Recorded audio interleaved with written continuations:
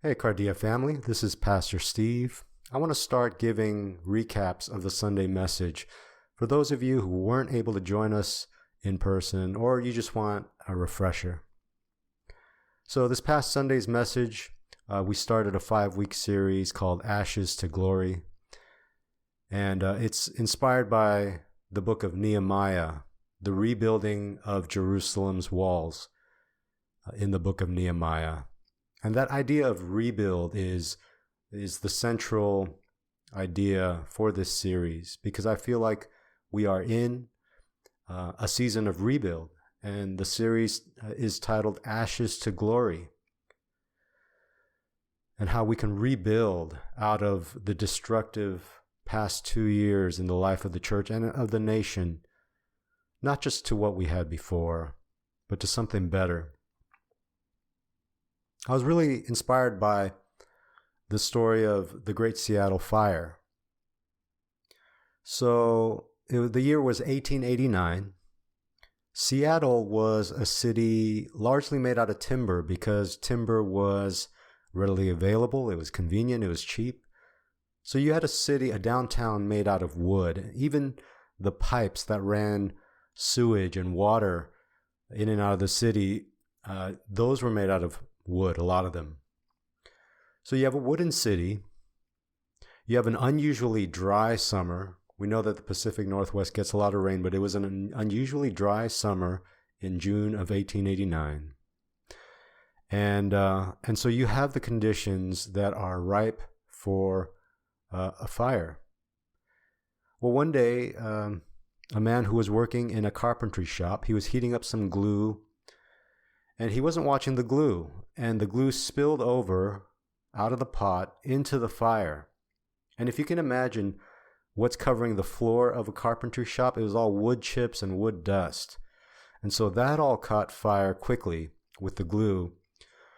This guy tried to put out the fire by throwing water on it, but all that did was actually dilute the turpentine, and that spread the fire.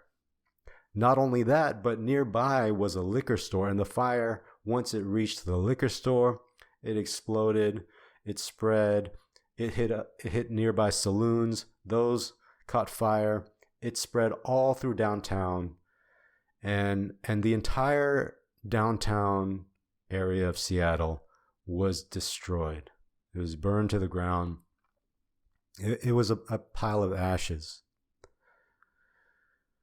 Now, as destructive as that fire was, amazingly, there were some very good things to come out of it. For one, Seattle had a big pest control problem. They had a lot of rats.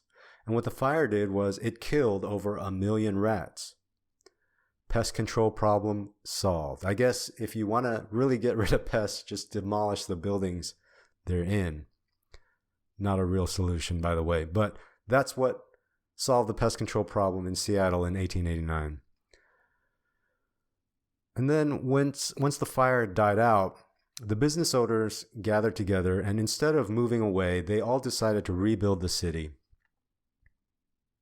And there was a new city ordinance that every building rebuilt in downtown Seattle had to be built out of stone and brick. They couldn't be made out of wood anymore. And so the buildings that replaced the old buildings were actually much better, stronger, more durable than before. And finally, this rebuilding effort attracted people from all over the region, all over the country, and the population of Seattle in that next year grew from 20,000 to 40,000. It doubled in size. The city doubled in size in 1 year because of the draw, the excitement of this rebuild. And we know Seattle today as a bustling metropolis. It's the 15th largest metro area in the United States with 4 million people. And I wonder, would Seattle have been as great of a city today if it didn't go through that fire and that rebuild? When I think about the church, we've been through a fire over the past couple years that has exposed all of our weaknesses, and it was destructive, and we grieve over what we lost as a church because of the pandemic and other things. Some statistics say that, attendance at church is 40 to 60% what it used to be 2 years ago. So we lost like half the people. Half the people left the church and are not coming back in the near future. And it exposed the church. This pandemic, the political crises, it all exposed the weaknesses of the church. What were those weaknesses? I think about things like complacency, where we weren't fully committed to Jesus, a lifestyle following him, but we're just kind of playing at church, doing the church thing once a month, maybe every other month, maybe twice a year. Some of us were every week, but even then, how passionate are we for Christ? And then I think about the superficiality of the church, where a lot of the things we do in church are not challenging people to a deep discipleship, deep experience of God, but more just kind of touching on surface things. How to 5 tips to live your life better. Kind of these superficial things that don't touch at the heart, the deep spiritual issues that are undergirding real experiences of God. And so there's superficiality, and then there's division. Obviously, there's massive division in the church, whether it's about politics or theology or the pandemic. We're divided in so many ways, and which expose the reality that our union is not based on Jesus. It's based on ideology. And that can never unify a people, because people will always have different ways of thinking about things. But the person of Jesus is what needs to unify the church. And so when I think about rebuilding the church, I think about rebuilding a church that is passionate for Jesus, that is pursuing deep experiences, authentic experiences of God, and that is united around Jesus, the person of Jesus, the reality of Jesus Christ. And so I'm excited. I'm excited for the rebuild that's ahead. I'm also inspired by the story of Nehemiah. Nehemiah was a high-ranking court official in the Persian Empire. He was a Jewish exile, but he had risen to the level of being a cupbearer to King Artaxerxes. But as well as Nehemiah was doing for himself, when he heard that his hometown, Jerusalem, was broken down, that its gates were on fire, that its walls had been broken down, he didn't stand apart. He wasn't apathetic about the destruction he heard about. He identified with it. He grieved, he mourned, he fasted. Some of us might be doing well for ourselves. We might have gotten promotions. Our incomes might be fine. But when we think about the church, do we identify with Jesus and his people? Do we grieve when the church grieves? Do we mourn over the destruction of the church, or are we just kind of like, whatever, don't really care about that? And then the next thing that Nehemiah does is he confesses. He confesses his sin, he confesses his family's sin, and he confesses the sin of his nation. Even though he didn't directly influence the exile of Israel, he realized that he was part of the problem. And I had to do a lot of soul searching myself when I think about complacency and superficiality and division.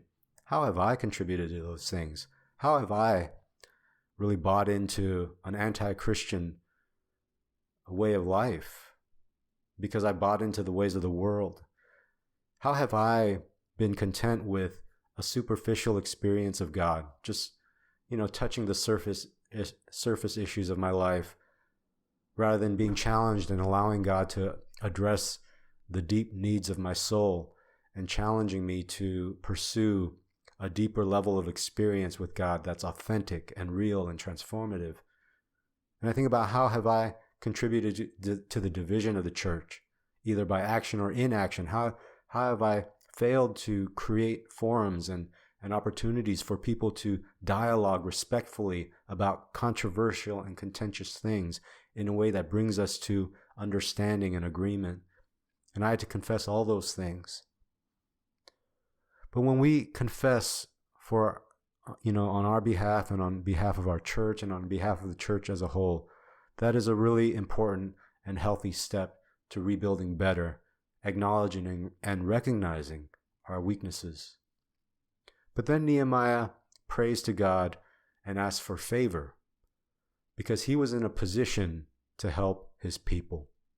He was a high-ranking official, and he asked God for favor with the king so that he could go and help the people of Jerusalem. You and I, we're all in positions of favor in some way. We are all in positions to help the church. Our unique circumstances, our unique abilities, these all put us in position to help with the rebuild. I hope you'll join me. I hope that we can do this together. It's going to take all of us and then some to rebuild the church better than it used to be with stone and brick. But I'm excited for the journey. I think we're in a new season. We're in a season of rebuilding from ashes to glory. Yes, we grieve the past 2 years, the destructive forces that were at work in the church, but we don't give up, we don't despair, and we have hope and we take heart because we serve a living God, a God of resurrection power, and he's not going to let his church stay broken, but he's going to rise up through the Holy Spirit in the hearts of all those who are committed to Jesus. And we're going to come back and we're going to rebuild with passion for Jesus. We're going to rebuild with deep, authentic discipleship and transformative experience of God. We're going to rebuild unified around the person of Jesus, setting aside our differences, whatever they may be, political, ideological, practical, and we're going to get this done. And I pray that you'll join me. If I don't see you at church on Sundays, I hope that we can keep each other connected through this platform. But as always, be blessed to be a blessing. Be blessed to be a blessing. And hopefully see you soon. Till next time, I'm Pastor Steve, and God bless.